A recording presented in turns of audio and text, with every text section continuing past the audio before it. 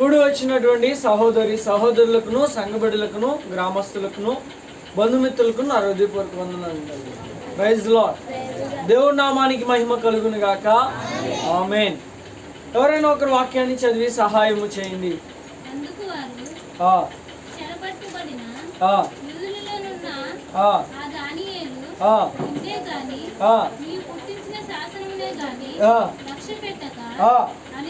అనుదినము చాలండి. అక్కడ రాయబడినటువంటి మాటను మనం ఒక మాటను ధ్యానం చేసుకుందాం. ఈ యొక్క రాత్రికాల సమయంలో ప్రియమైనటువంటి దేవుని బిడ్డలారా, ఏం చేస్తున్నాడు ఏంటండి దానియేలు గారు? ఆయన జీవితము గురించి మనకు తెలుసు. ఆయన ఏ విధముగా ఆ యొక్క బబులోనుకు కొనుక్కోబడుతూ వచ్చాడో, బబులోనుకు ఆ యొక్క జ్ఞానుల సమూహంలో అతను ఎలా తీసుకొచ్చాడో, అతడు అక్కడ ఎలా పరిశుద్ధుడిగా ఉన్నాడో, అందరూ అసహించుకున్న దాన్ని తిన్నా కానీ దేవునికి అనుకూలముగా ఉండి దేవుని యొక్క కృపను పొందుకున్నటువంటి విధముగా ఏ విధంగా ఉన్నాడో, కళని యొక్క భావంను ఎలా చెప్పగలిగాడు, ఇవన్నీ కూడా మనకి తెలుసు. కానీ వీటికన్నా ప్రాముఖ్యమైన విషయం ఒకటి ఉన్నది ఇక్కడ ప్రియమైనటువంటి దేవుని బిడ్డలారా.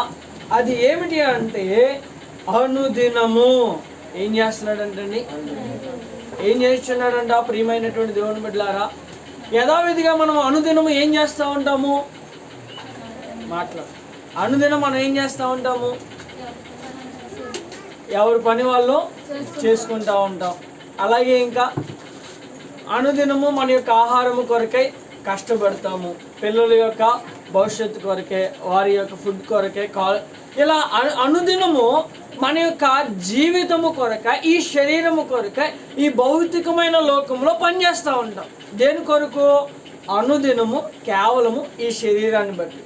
కానీ దేవుడు అంటున్నాడు, అనుదినము నీ శరీరము కొరకు నువ్వు ఎలా అయితే కష్టపడుతున్నావో, అనుదినము నీ నిమిత్తము నువ్వు ఎలా అయితే కష్టపడుతున్నావో, అలాగూ నీ ఆత్మ కొరకు నా కృపను పొందుకోవడానికి, నాలో నీ విశ్వాసమును పెంచుకోవడానికి, నన్ను చూడాలని ఆశ కలిగి అనుదినము ఒక్క ఆదివారం తప్ప నువ్వేం చేస్తున్నావు అని ప్రభు అడుగుతా ఉన్నాడు ఈరోజు.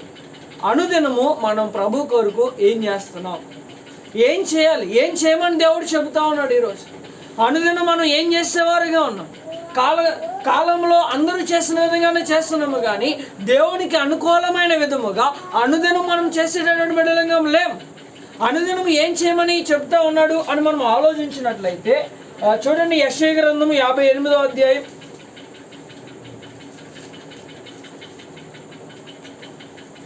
యెషయా గ్రంథం 58వ అధ్యాయం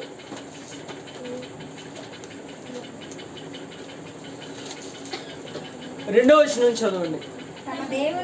తమ దేవుణ్ణి న్యాయ విధిని విడువక నీతిని అనుసరించువారైనట్లు అనుదినము వారు నా యొద్ద విచారణ చేయుచు నా మార్గమును తెలుసుకొన.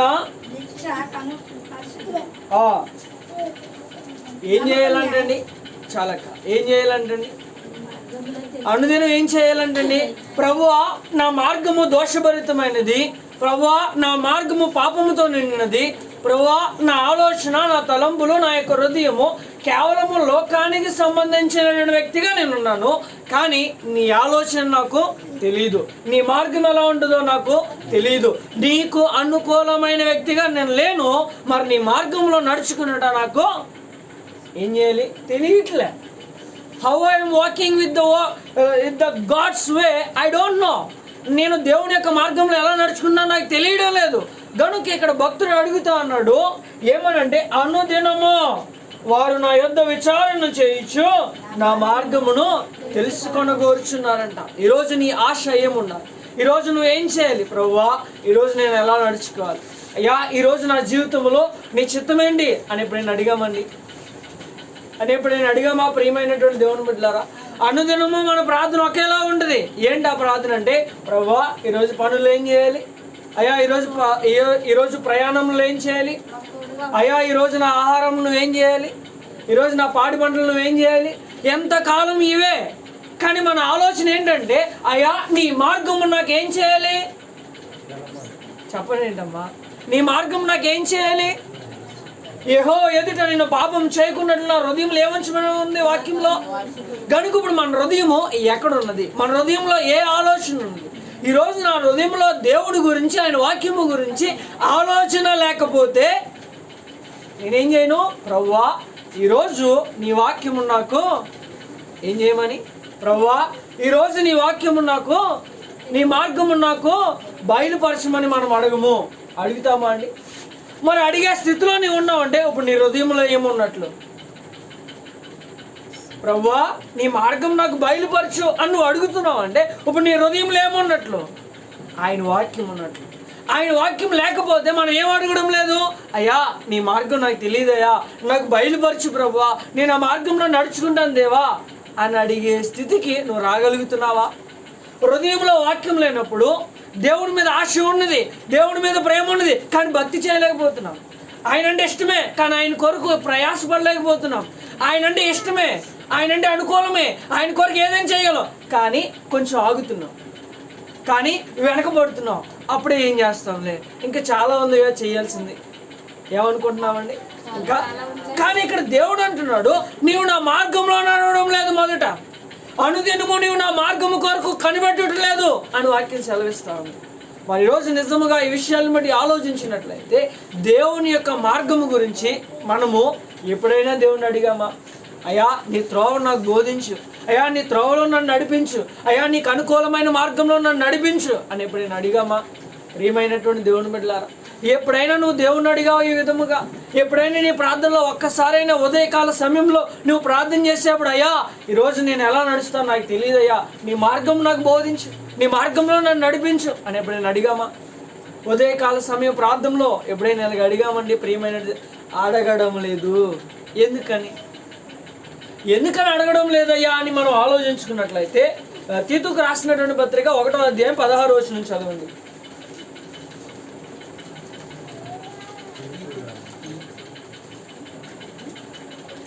దేవుని ఎరుగుదమని వారు చెప్పుకుందరు గాని అసహ్యులను, ఒకసారి అక్క మళ్ళీ చదవండి. దేవుణ్ణి ఎరుగుదమని వారు చెప్పుకుందరు గాని అసహ్యమును అవిధేయులను ప్రతి సత్కార్యము విషయములో ఏమైపోయారంటండి? భ్రష్టులైపోయి తమ క్రియల వలన ఎలా ఉన్నామంటండి? పైకి చెప్పుకున్నా యేసు ప్రభువు అంటే నాకు తెలుసు, సజీవము కలిగిన దేవుడు ఎవరో నాకు తెలుసు, జీవము కలిగిన దేవుడు ఎవరో నాకు తెలుసు, కానీ మన క్రియను బట్టి, మన దుష్కార్యాన్ని బట్టి, మనము నడుచుకుంటున్న నడవడికను బట్టి ఆయన ఎవరో తెలియనట్లే మీ క్రియలు ఉన్నాయంట. ఎలా ఉన్నాయంటే మన పద్ధతి, ఎలా ఉన్నాయంటే మన క్రియలు, ఎలా ఉన్నాయంటే మన నడవడికలు. ప్రియమైనటువంటి దేవుని బిడ్డ, పైకి మటుకు చెప్పుకున్నాం ఏమని? నేను దేవుని కుమార్ని, కానీ క్రియ చూస్తే, కానీ నడక చూస్తే, కానీ ఆలోచన చూస్తే, కానీ నీ యొక్క జీవిత విధానాన్ని చూస్తే ఆయన్ను ఎరగని వారి వలె ఉన్నాయంట. అందుకనే పొద్దునే మనం ఏం అడగడం లేదు? చెప్పరేంటమ్మా, చెప్పరండి, కొంచెం గట్టిగా చెప్పండి. ఏమని అడగడం లేదు? అయ్యా నీ మార్గము నాకు బయలుపరచుము అని ఆయన యొద్దకు వచ్చి గోజాడేటటువంటి బిడ్డలు లేరంటే ఈ దినాలు. ఎందుకయ్యా అంటే పైకి మటుకు ఎలా ఉన్నామంటండి? పైకి మటుకు ఎలా ఉన్నామంటండి? దేవుని ఎరిగిన వారముగా ఉండి నడక చూస్తే, ఆలోచన చూస్తే, క్రియ చూస్తే ఆయన్ని ఎరగని వాడిగా ఉన్నావు కనుక ఇంకా ఆలోచన ఎక్కడి నుంచి వస్తుంది మనకి? అయ్యా నీ మార్గం నాకు బోధించమని, అయ్యా నీ త్రోవ నాకు చూపించమని, అయ్యా నీ త్రోవలో నన్ను నడిపించమని ఎలా అడగగలం? ఎప్పుడైనా అడగగలమండి? ఎందుకని? క్రియ లేదు ఇక్కడ. క్రియ లేని విశ్వాసము చెప్పరేంటండి, ఉపయోగం లేనిది, చచ్చిపోయిన వారితో సమానంగా ఉన్నది. విశ్వాసంలో ఏం కనబడాలంట? నువ్వు నిజముగా దేవుణ్ణి ఎరిగిన వాడు అయితే నువ్వు పొద్దున అడగాల్సింది ఇదే, అయ్యా నీ త్రోవ నాకు ఈరోజు బయలుపరచు, నీ త్రోవలో నన్ను నడిపించు. నీవు నిజముగా విశ్వాసంలో క్రియ చూపించాలన్న ఆశ కలిగిన వాడు అయితే, ఆ యొక్క భయము భక్తి నీలో ఉంటే నిజముగా అయ్యా నేను ఈరోజు నీ త్రోవను తెలుసుకోవాలనుకుంటున్నాను, ఈరోజు నేను నీకు అనుకూలంగా నడుచుకోవాలనుకుంటున్నాను, ఈరోజు నేను నీ మార్గమును విడవకూడదు అనుకుంటున్నాను, బోధించు ప్రభువా అని అడిగితే దేవుడు ఎవడా అండి? దేవుడు తెలియపరచడా అండి? దేవుడు మాట్లాడడండి? ఆయన మార్గాన్ని మన కొరకు చూపించడండి? దేవుడు నీ కొరకు ఒక మందిరాన్ని సిద్ధపరిచి, నీ కొరకు ఒక సేవకుని ఏర్పరిచి, నీ కొరకై ఒక ప్రార్థన చేసే పరుణ్ణి దేవుడు సిద్ధపరిచినప్పుడు ఆయన మార్గాన్ని నాకు బోధించమని అడిగితే ఆయన ఎంత ఆనందపడతాడండి ప్రియమైనటువంటి దేవుని బిడ్డలారా. రక్షణ పొందకుండానే ఒక విశ్వాసముతో ఒక నమ్మికతో ఏమని అడుగుతున్నావు, అయ్యా అనారోగ్యంగా ఉన్నాను స్వస్థపరచు ప్రభువా అంటే దేవుడు స్వస్థపరచడం లేదా? ఏది విశ్వాసం లేనప్పుడు, రక్షణ పొందినప్పుడు, ఆయన కుమారుడిగా మార్చబడినప్పుడు అయ్యా బలహీనుడిని బలపరచంటేనే బలపరిచిన దేవుడు ఇప్పుడు కుమారుడిగా మార్చబడిన తర్వాత, ఇప్పుడు ఆయన సొత్తుగా చేరిన తర్వాత నీ మార్గం బోధించు ప్రభువా అంటే ఆయన బోధించడాన్ని, అంటే ఆయన తెలియపరచడాన్ని, అంటే ఆయన్ని నడిపించడాన్ని. ప్రియమైనటువంటి దేవుని బిడ్డలారా, ఒక్కసారి ఆలోచన చేయండి. దైవజనమా ఒక్కసారి ఆలోచన చేయండి. ఈరోజు నేను ఏ మార్గంలో నడుచుచున్నాను? నా కొరకే సిద్ధపరిచిన మార్గంలో నేను నడుచుచున్నానా? దేవుని మార్గంలో నేను నడుచుచున్నానా? ఆయనకి అనుకూలమైన త్రోవలో నేను నడుచుచున్నానా? లేదంటే పైకి మాత్రమే భక్తి కలిగిన వాడగా లోపలంతా క్రియలేని వాడుగా నేనున్నానా? ఏ విధముగా నేనున్నాను? ఏ విధంగా నేను నడుచుకుంటున్నాను? ఏ విధమైన మార్గంలో నేనున్నానో నీవు తెలుసుకోవాలి. దానియేలు అంటున్నాడు, ఏమంటున్నాడు? అనుదినము ఏం చేస్తున్నాడంట? ఏం చేస్తున్నాడు? అనుదినము అన్న మాటని జ్ఞాపకం చేసుకోండి. రాత్రికాల సమయంలో ఈరోజు నువ్వు అనుదినము ఏం చేయుచున్నావు? దేవుడు కోరుకున్నాడు నీ నుంచి అనుదినము నీవు ఆయన మార్గము కొరకు ఏం చేయాలి? కనిపెట్టమని దేవుడు కోరుకుంటున్నాడు. నువ్వు కనిపెట్టడానికి సిద్ధంగా ఉన్నావా? నువ్వు ఆ మార్గంలో నడుచుకోవడానికి సిద్ధంగా ఉన్నావా? నీవు ఆ మార్గం వైపు తిరిగి చూడడానికి సిద్ధంగా ఉన్నావా? అడగడానికి సిద్ధంగా ఉన్నావా? ప్రియమైనటువంటి దేవుని బిడ్డలారా, ఒక్కసారి ఆలోచన చేసుకోండి. ఇంకొక మాట చదువుకుందాం మనము. యెషయా గ్రంథం 29వ అధ్యాయం 13వ వచనం నుంచి చదవండి.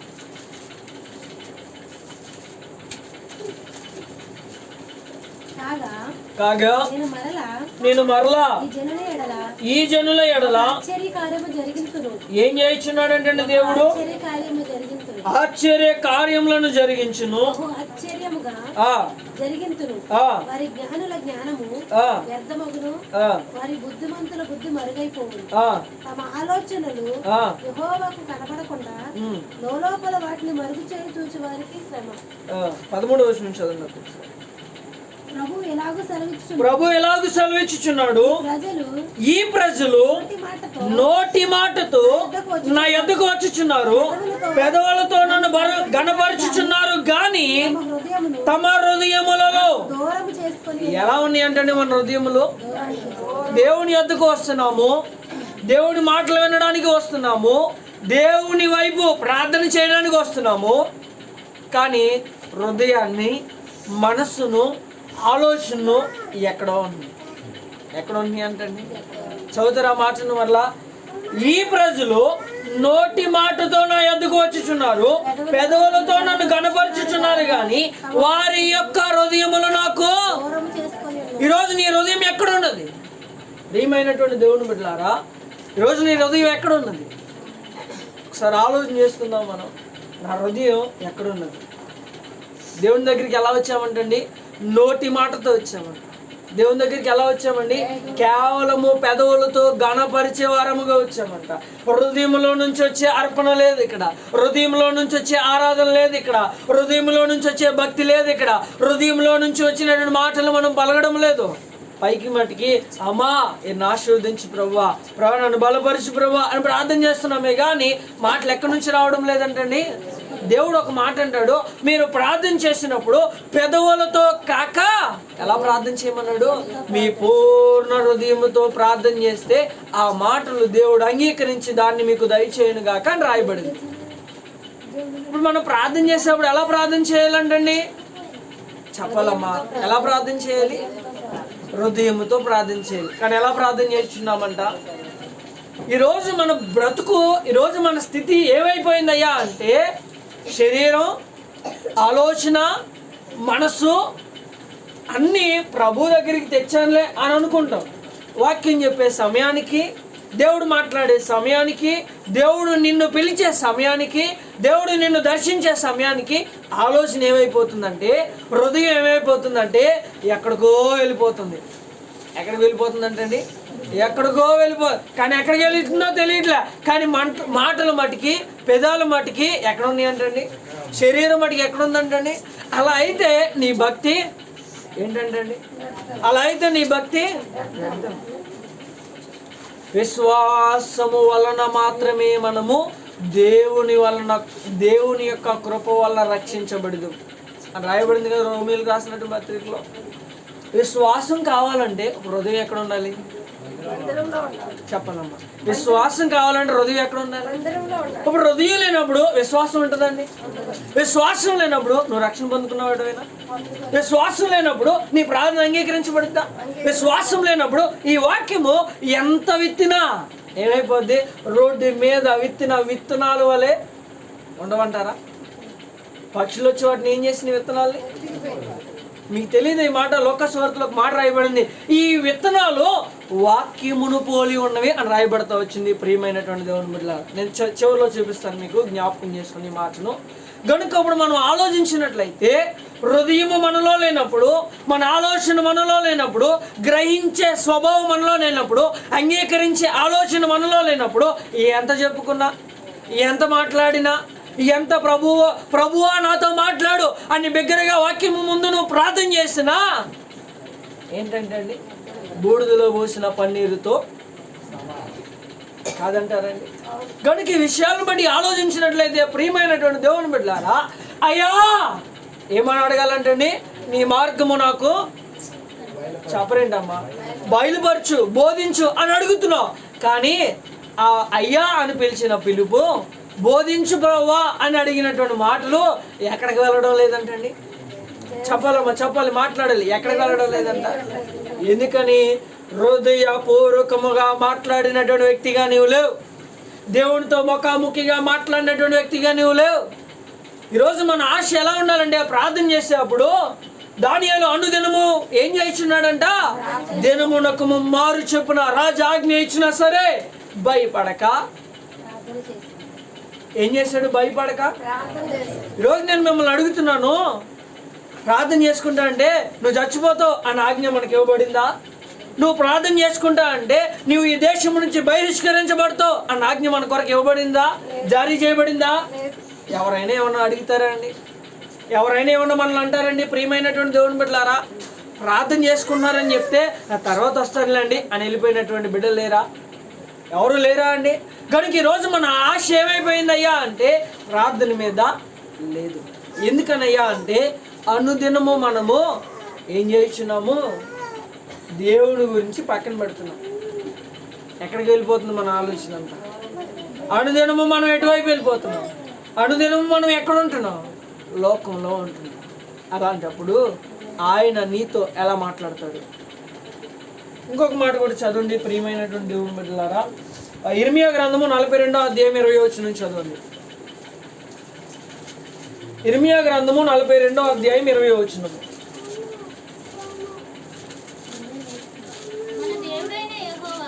ఇర్మియా గ్రంథము 42వ అధ్యాయం 20వ వచనం అక్క ఉందాక చదవండి అక్క.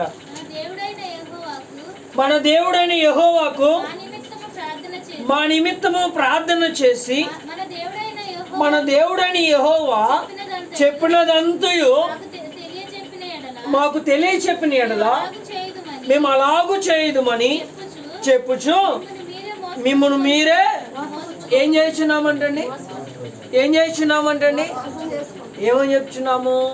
ప్రార్థన చేసిన తర్వాత, ప్రభువుని అడిగిన తర్వాత, ఒకవేళ ఆయన నాకు బోధిస్తే, ఒకవేళ ఆయన నాతో మాట్లాడితే, ఒకవేళ ఆయన స్వరం నాకు వినబడితే అనుకుంటున్నానంట, నేను అలాగూ నడుచుకుంటాను, నేను అలాగూ ఉంటాను, నేను ఆ ప్రకారం జీవిస్తానని చెప్పి నిన్ను నీవు, నన్ను నేను, అనేకుల్ని, దేవుని యొక్క బిడ్డలను, దేవుని యొక్క దేవదూతను, దేవుణ్ణి ఏం చేస్తున్నామంట?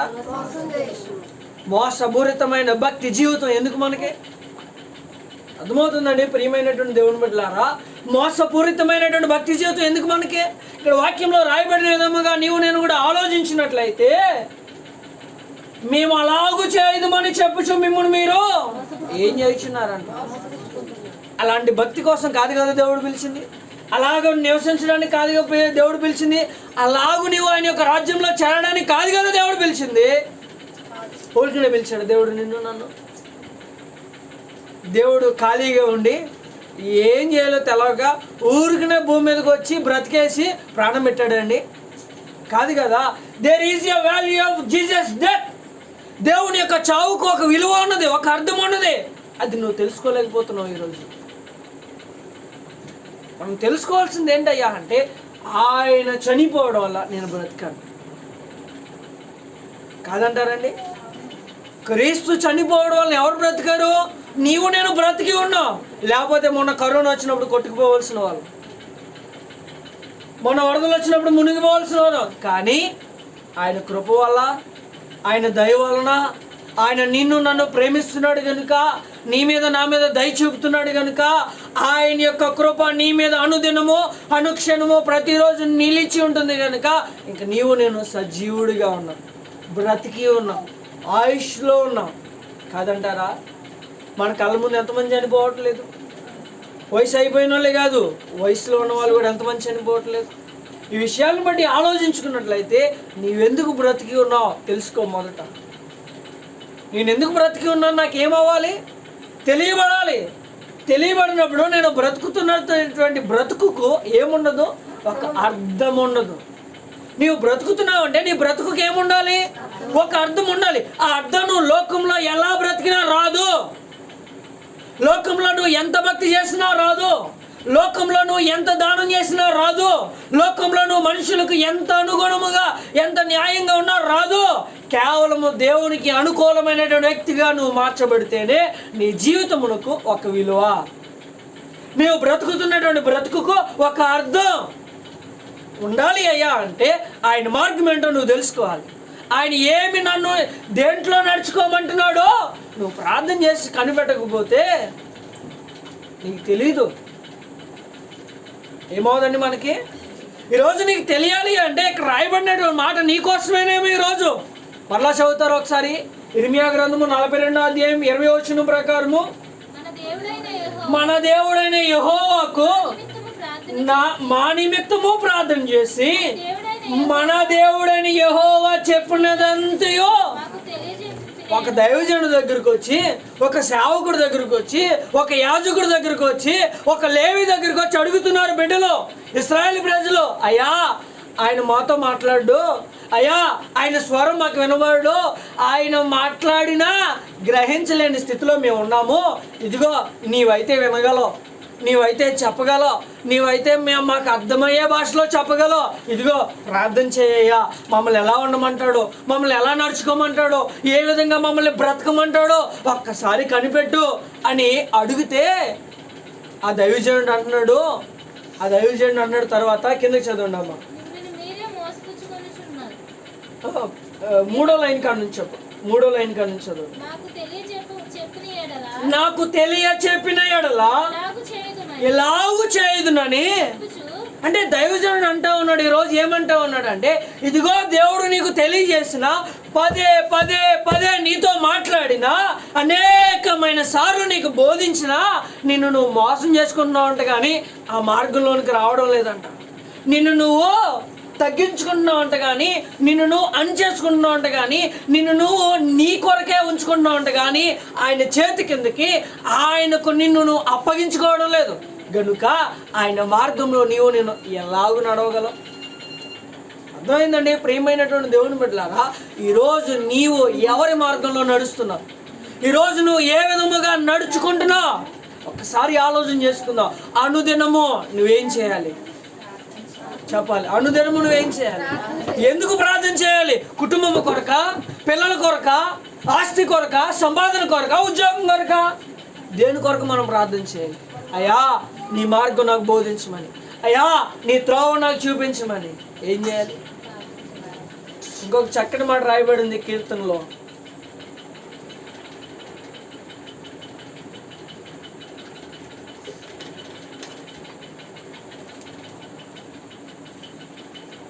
నూట 19వ కీర్తనలో చక్కటి మాట రాయబడింది. ఏమిటయ్యా అంటే, నీ వాక్యమే నా పాదములకు.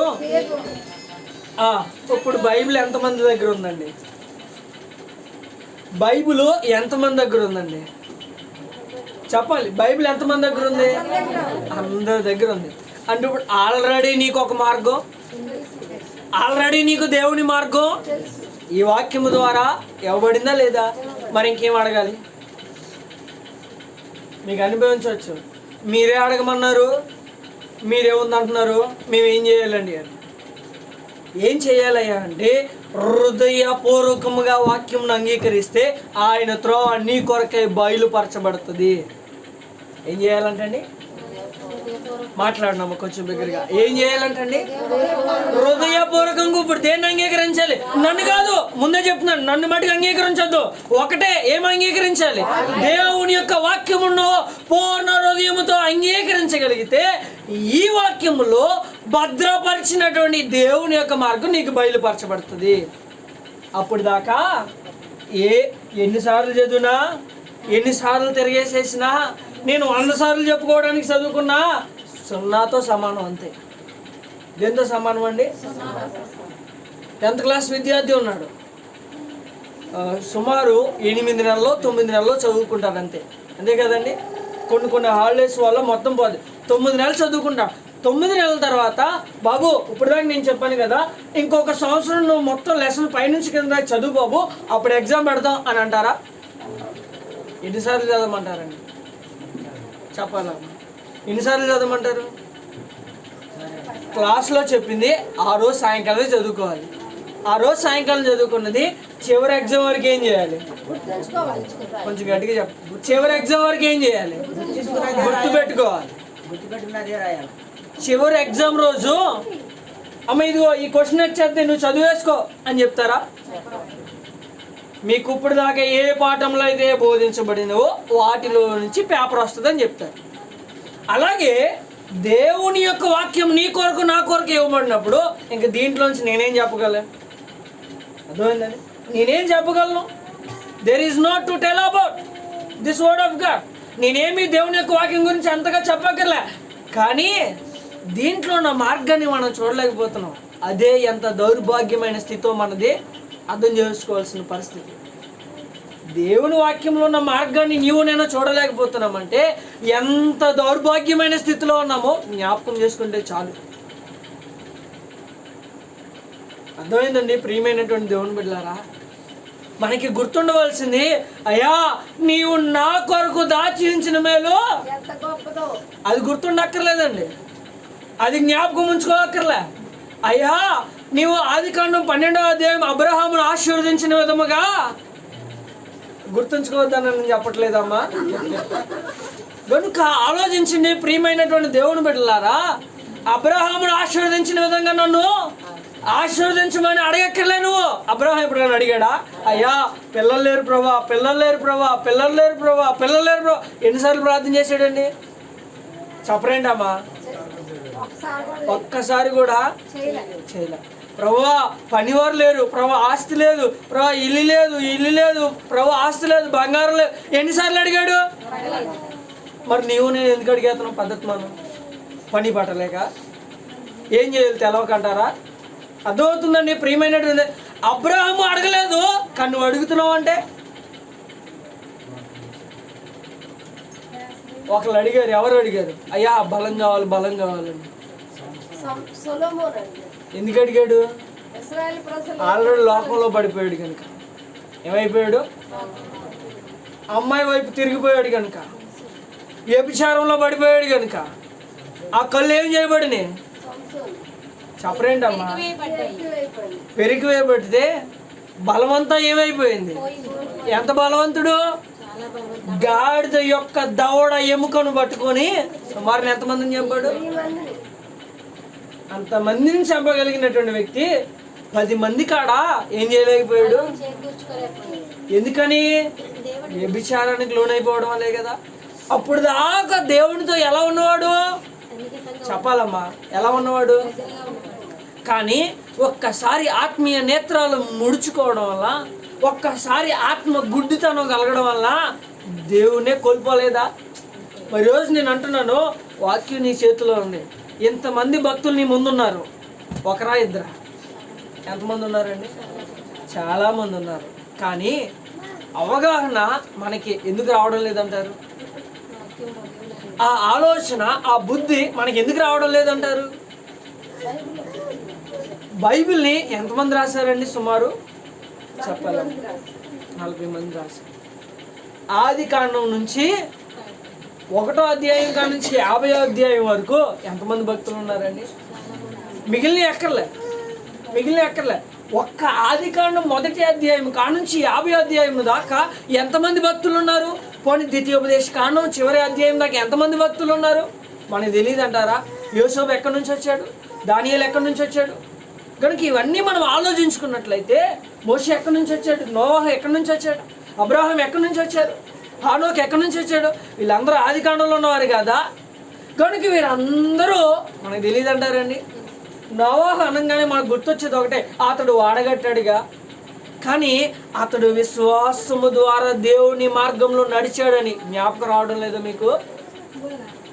ఏం కట్టాడంటండి? నోవాహు అనగానే వాడంటే నోవాహు అంటారు, కానీ అతడు దేవునికి అనుకూలమైన మార్గంలో నడిచాడన్న సంగతి మనకు జ్ఞాపకం రాదంటారా? ఆ మార్గంలో నడవపోతే ఓడ కట్టడానికి అర్హుడా? మరి రోజు నీవు నేను కుటుంబాన్ని కట్టుకునే అర్హత సంపాదించాలంటే, కుటుంబాన్ని పోషించాలంటే, నశించిపోయే ఆత్మను అగ్నిలోంచి లాగినటువంటి విధముగా నీవు నేను లాగాలంటే మొదట నీవు నేను సరైన త్రోవలో నడవాలి కదా. ఏ త్రోవలో నడవాలంటండి? మరి ఆ త్రోవ నీకు బోధించబడితే, ఆ త్రోవ నీ కొరకే వాక్యంలో ఇవ్వబడితే మనకేమవ్వట్లేదండి. ఎన్ని పేజీలు తిప్పినా చెప్పాలి, ఎన్ని పేజీలు తిప్పినా ఏమవడం లేదు.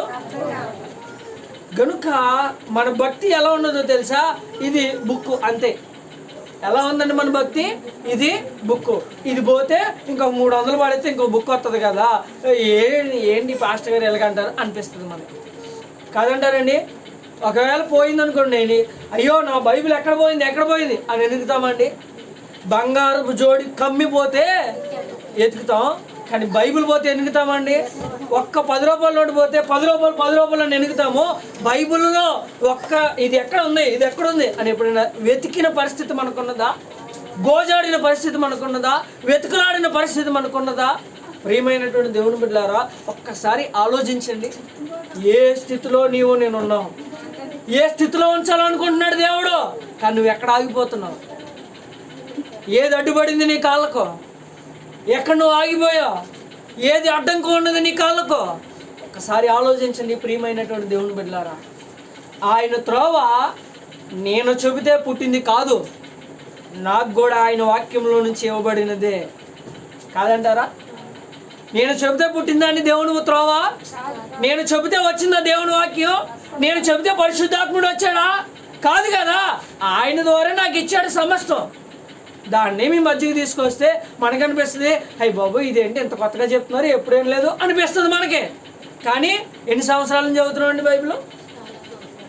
చెప్పాలమ్మా, ఎన్ని సంవత్సరాల నుంచి చదువుతున్నామండి బైబిల్? కానీ ఎవరో చెబితే అయ్యి బాబు ఎంత బాగా అలాగే అనిపించకూడదు. ఇన్నాళ్ళు నేను ఎందుకు తెలుసుకోలేకపోయాను, ఇన్నాళ్ళు నాకు ఎందుకు కనపడలేదు, ఇక నుంచి అయినా మొత్తం నేను తెలుసుకోవాలి అన్న ఆశ పుట్టడం లేదంటారు అప్పుడైనా మీకు?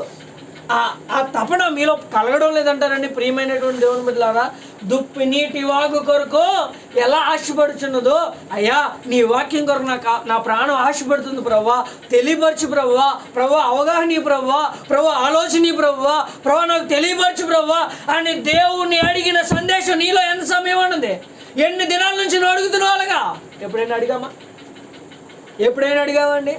భర్తను అడుగుతాం మనం ఇంట్లో, అయ్యా 1 రోజులు అయిపోయింది, ఏం తేలేదు ఇంట్లోకి? నాన్ వెజ్ తేలేదు. ఏం తేలేదండి?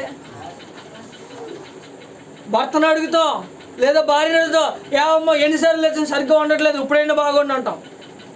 కానీ దేవుణ్ణి, అయ్యా నాకు ఇంకా ఏం తెలియట్లేదు ప్రభువా, కొంచెం నేర్పించు ప్రభువా, కొంచెం నాకు కనబడిచేయి ప్రభువా, కొంచెం నేను చదువుతున్న ఒక ఆలోచన నాకు పుట్టించు ప్రభువా అని నువ్వు ఎప్పుడెప్పుడు అడిగావు? నాలుకేమో సప్పున కూరలు తగిలితేనేమో ప్రాణమేమో అల్లాడిపోతుంది, కానీ మరి ఆత్మ అంతే కదండి. శరీరం ఏం బలహీనంగా ఉంటే చూడలేకపోతున్నావు, మరి నీ ఆత్మ నాకు కనపడదు కానీ నేనేం చేయను అంటే ఎలాగా? అది ఎవరిది కదా. కనపడినా కనపడకపోయినా నీ విశ్వాసంలో ఒక నిరీక్షణ కనపడాలి కదా. ఆ నిరీక్షణ లేకపోతే, ఆ అవగాహన లేకపోతే, అలా అడగాలి అన్న తపన లేకపోతే ఎంత సంపాదించుకున్నామో అంతా ఏమైపోతుంది. కనుక ఆలోచించండి. సంపాదన లోకంలో కాదు, నువ్వు ఎంత భక్తి సంపాదించుకున్నా నీ ఆత్మ బలము పొందుకోకపోతే నీ శరీరం మీద ఆధిపత్యం చలాయించలేదు.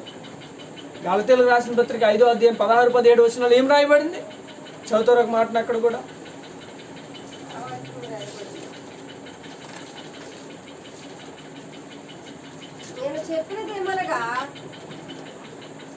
చదవండి.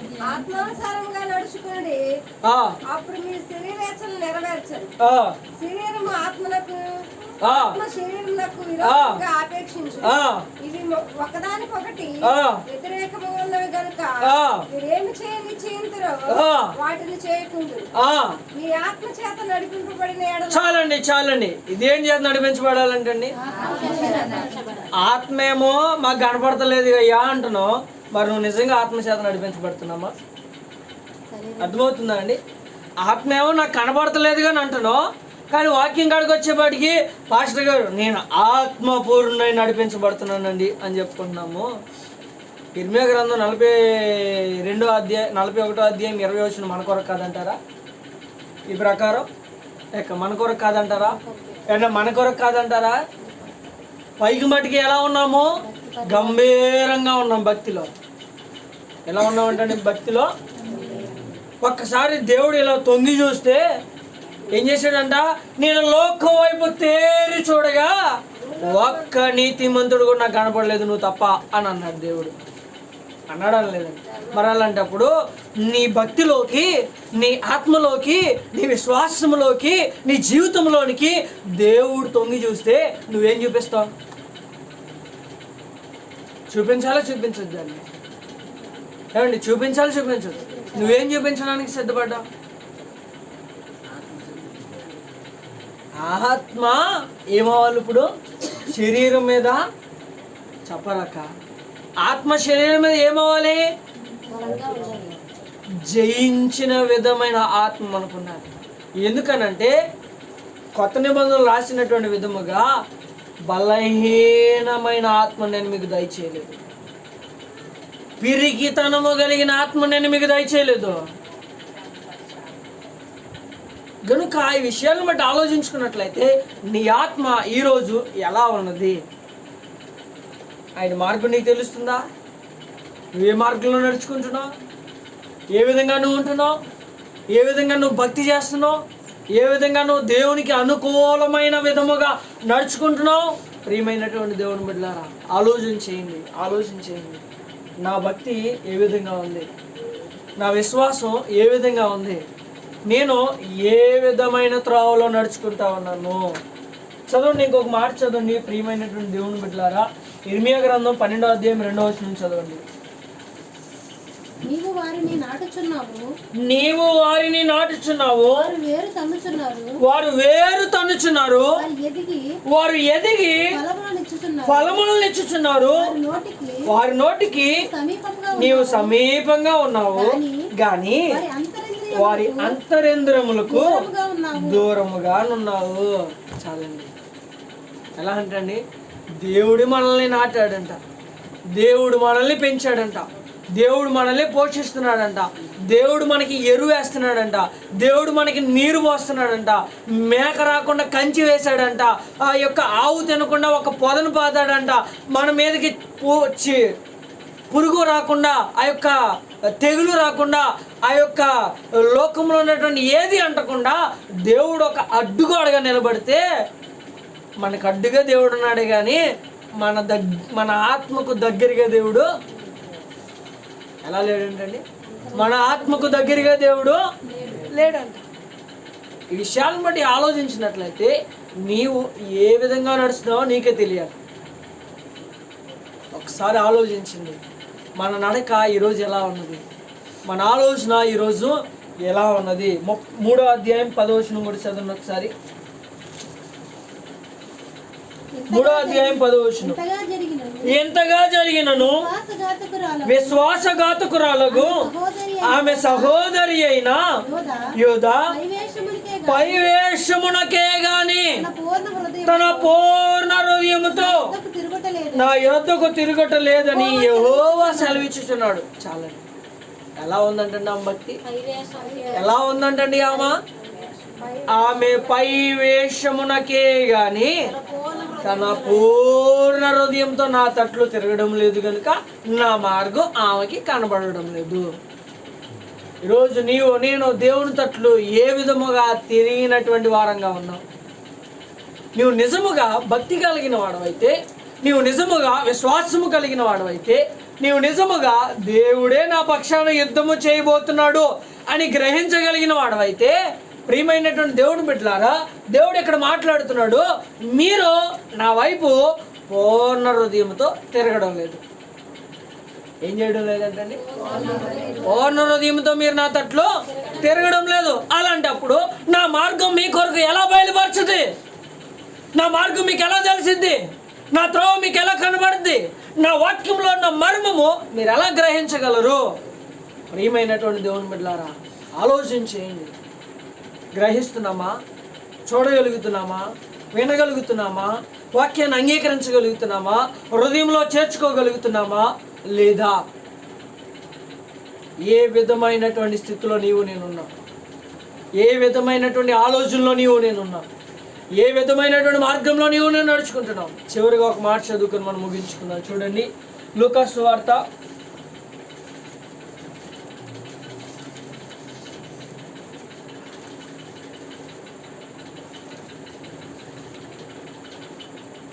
8వ అధ్యాయం 11వ వచనం. ఉపమాన రీతిగా ఈ ఉపమాన భావం ఏమనగా విత్తనము దేవుని చాలక. నేను ముందు మీకు మాట ఇచ్చాను, ఏమి ఇచ్చాను? నేను చెప్పిందే ఉందా, ఏం తేడాగా ఉందక్క? నేను చెప్పింది లేదు, దేవుడు నాకు బయలుపరిచింది, నేను మీకు చెప్పాను, అది అక్కడ ఉంది అంతే. గనుక ఆలోచించుకున్నట్లయితే ఈ విత్తనము ఏమై ఉన్నదంట? ఇప్పుడు నేను చెబుతున్నటువంటి వాక్యం అంతా ఏమై ఉండాలి? విత్తనమై ఉండాలి. ఇప్పుడు ఈ విత్తనము ఎక్కడ పడాలి? మన హృదయమును సరి చేయబడిన, సఖ్యపరిచిన, రాళ్ళు ఏరేసిన, అది పొలము పండడానికి అర్హత సంపాదించినటువంటి పొలముగా నీ హృదయం ఉండాలి. అప్పుడు ఈ విత్తినటువంటి ఈ వాక్యము నీ హృదయంలో పడి ఏం చేస్తుంది? ఫలిస్తుంది. అప్పుడు ఈ వాక్యములు బయలుపరిచినటువంటి మార్గము నీకు కనపడుద్ది. చూడగలవు, నడుచుకునగలవు, అనుభవించగలవు, వాక్యం ఏంటో గ్రహించగలవు. ప్రియమైనటువంటి దేవుని బిడ్డలారా, ఆయన మార్గము అనుదినము ఆయన మార్గము కొరకే కనిపెట్టే కృప దేవుడు మనకి దయచేయును గాక. ఆమేన్. మోకరించండి, ప్రార్థన చేసుకుందాం.